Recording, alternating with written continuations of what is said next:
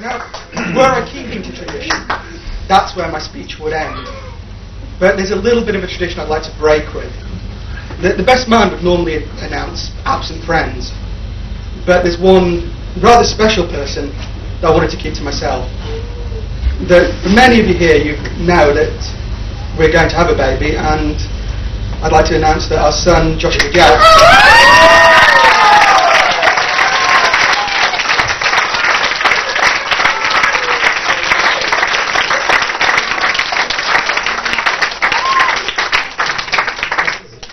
joining us in December. So I'm sorry he can't be here today. But in spirit, in so many ways he is. Thank you. Thank you.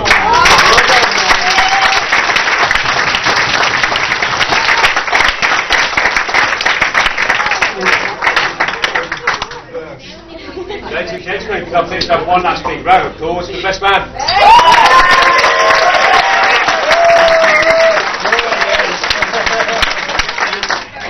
Yeah, and it was a delightful meal. The only disappointment, as we discussed on the stag do, was that there wasn't going to be any spit roast today.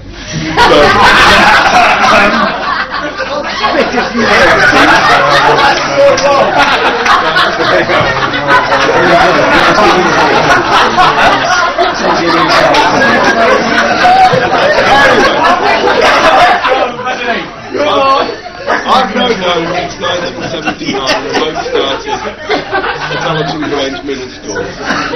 Back when I was 9 years old.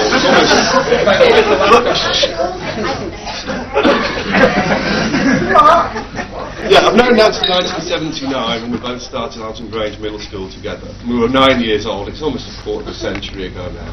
That's a hell of a long time. I mean, I remember him being short, chubby, round-faced. He hasn't changed. I never dreamt that I'd known when his hair was going grey. I certainly never imagined that 10 years after that I'd be his best man.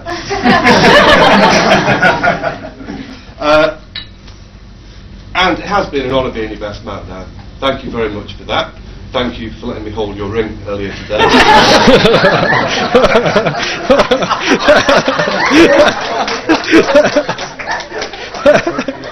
We have been good friends over the years. We've done a few clever things, like freezing the water out of vodka and just having the alcohol left over. That's probably the cleverest thing that we've done. We've done a lot of stupid things. For example, when I was a student, I was in Preston. Dan was in Huddersfield. On a weekend, I'd sometimes get a phone call on a Friday or a Saturday. I'm at Birch. I'll be there in half an hour. Birch service is on the M62. And one weekend, towards the end of our final year, I got the call. He turned up.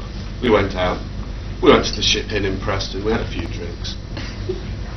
Then we had a few more drinks. Then for some reason, heading back to my house, we ended up down by the railway line, which ran round the back of my house. It was down like a cut. I don't know how we ended up there.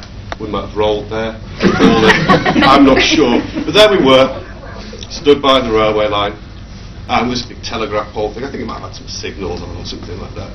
One of these railway things. About 10 feet up, out of reach, was a little yellow sign, about that big. Had a little skull and crossbones on it. It said, "Danger of death." We looked at it. We looked at each other. We thought, that's cool. We'd like that.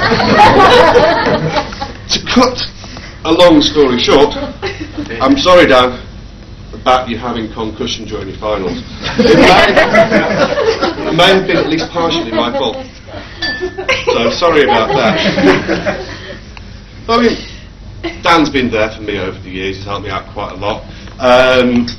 One particular occasion, we've been drinking at the stables in Leeds, which is now known as the Roundhead Fox, and we decided to take the ridiculously stupid shortcut home across the 15-foot wall, which is about as wide as this table. It's quite easy to walk along the top of it, which dissects Canal Garden. We walked across, no incidents, no falling off, no tripping on the bushes. But it was at the end of a minor hiccup. We had to sort of swing off this tree to avoid the spiked metal railing. Dan got off fine. Yes. I was like, oof, no problem. Unfortunately, my hand slipped, or my judgment slipped. My judgment may have slipped when I decided to go on the wall in the first place. But I ended up skewering myself onto metal spikes. Little scars here. The young ladies here would like to see them. I'll put them down later. And my feet weren't touching the ground. I was screaming in agony. I must have woken up people for miles around. And it was only thanks to Dan and the sheer force of his laughter that I managed to get off those spikes. I mean, It's a pleasure. thank you, Dan. You saved my life there. If I'd been on my own, I would have the crows would have found me. And not 2 minutes later, when this is all over, there's a little fountain nearby. Well, that's all over. I need a bit of a wee. Having a bit of a wee in the fountain, as you do when you're drunk and in shock. But the shock really caught up with me, and I passed out and fell face down into the 18 inches of water. Once again, it was only the force of Dan's laughter that pulled me out of there and saved me. Thus effectively saved my life twice in the space of probably about 180 seconds. I mean, how many people can say that about their mates? But it may seem that a lot of these stories that I've told you, or 2 of them, have been booze related, but I'm reliably informed by a security services source, possibly called Kelly, I don't know, that Dan's not always been a boozer. In fact, it wasn't until the family trip to Manchester, which I'm reliably also informed that a lot of you here will remember, that Dan started drinking by drinking up other people's dregs. And this wasn't until the age of 2, thus proving that he had 24 months at least of teetotalism. I don't understand those notes. On the whole, we've drunk together a lot. We've had a few laughs over the years, and we've grown up together. You know, we've had a lot of friends, haven't we? And a lot of them have drifted away, but we've kind of stuck together like 2 poos or something. And we're still mates at the end of the day.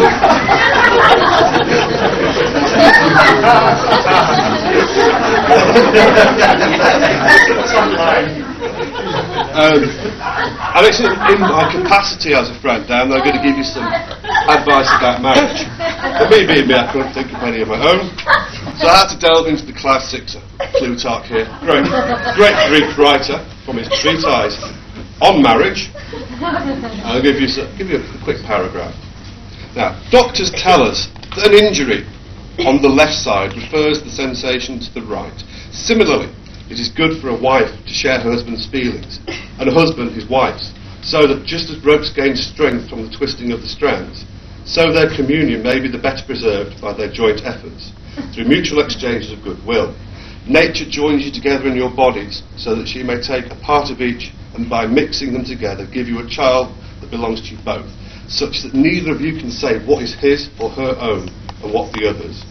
Community of resources also is particularly appropriate for the married. They should pour everything into one fund, mix it all together, and not think of one part as belonging to one and another to the other, but of the whole as their own, and none of it anyone else's.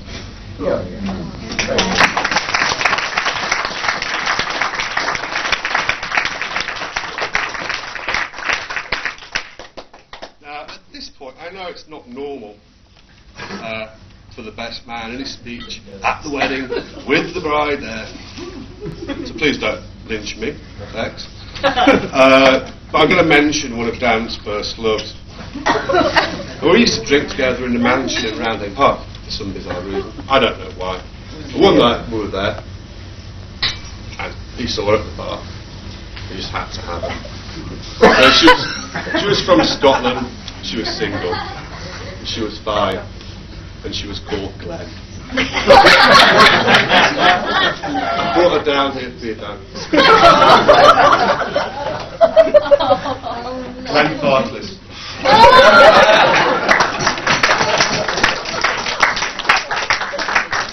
So that you remember those times down the mansion, drinking ridiculously expensive and strong Scotch whisky. I was sticking with lager. I had to carry him most days. I still do. Yeah. So, it's very strong that, by the way, don't consume before consummation. Thank you for that late advice. I mean, I could go on, but I won't. If you'll all join me now and be upstanding,